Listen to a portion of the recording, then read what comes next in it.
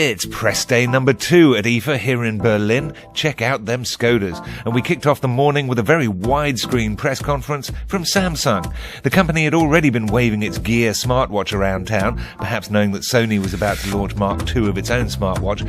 But when the TV section of the press conference led off with the stuff we saw in Sydney last week, the 55-inch curved OLED and the Ultra HD TVs in 55, 65 and 85 inches, we wonder if there was actually anything new going to be presented. But then, this.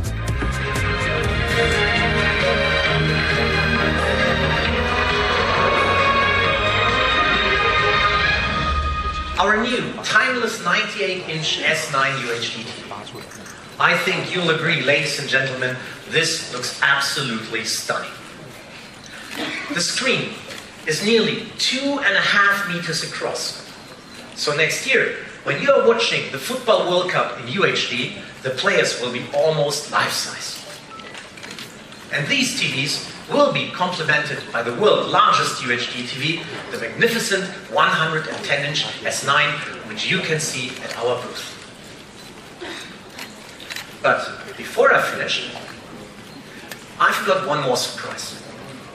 It proves that UHD really is the future. Visit our stand, and we are going to present to you the marriage of UHD and OLED. Samsung's very first UHD OLED TV. It combines the fantastic detail of UHD with the brilliant contrast and colors of OLED. It's your glimpse at the future of television, and it demonstrates our technology leadership. Because only Samsung can give you the TV of the future already today. Thank you very much for your time. 4K OLED, ooh-ah.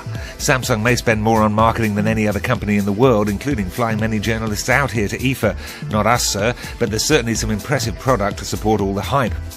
On to Philips, who started badly by misspelling San Francisco on its opening slide in front of a room full of journalists, but they came back to wow the crowd by bringing on world #1 DJ Armin van Buuren. Come on, you know Armin. He demonstrated the M1X DJ, the iPad or iPhone docking twin turntable portable and chainable DJ sound system, which will bear his name. Take it away, Armin.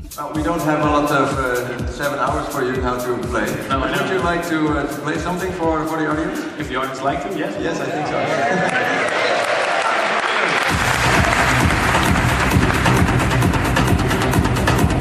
I will explain a few things about what I'm doing here.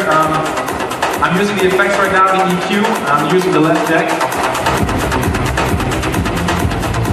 And I have all kinds of effects that you would normally find on a professional mixer as well. So echo, for example.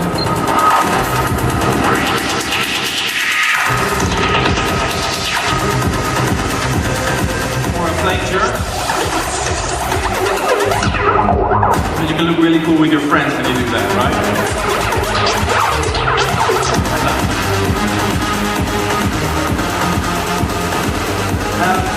So normally I do this on headphones, but now for the demonstration I'd like to show you what I would do on my headphones. Here's a headphone jack. I use the Q button here and I can preview this mixer or this turntable. So I can select a track on this turntable, and I have my selection of music that's on the iPad. And for example, I choose a track. For example, Pulsar. So you see, it loads the track onto the desk.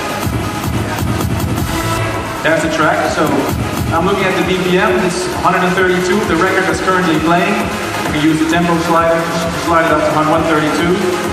EQ out the low frequencies.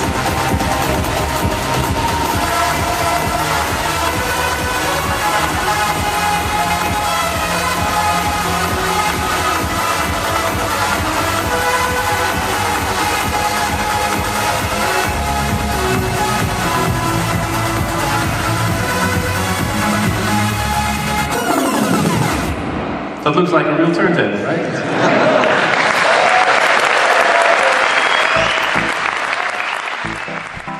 And you can see that whole interview on a separate AV Hub video.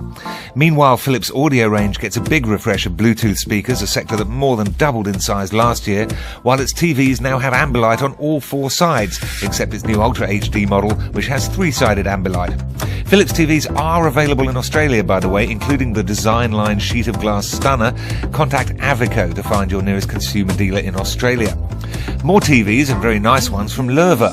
But the press conference was a bit of a surprise, firstly because it was in German, but mainly because the company announced it's reinventing itself as a software company, aiming to make the smart interface for its television in Germany, while the hardware will come from China under a partnership with Hisense. And even this plan will hinge on them finding the right investor to get them past some serious financial difficulties in the first half of this year, as they recognise it's no use just making tellies these days. They have to aim for a premium entertainment platform.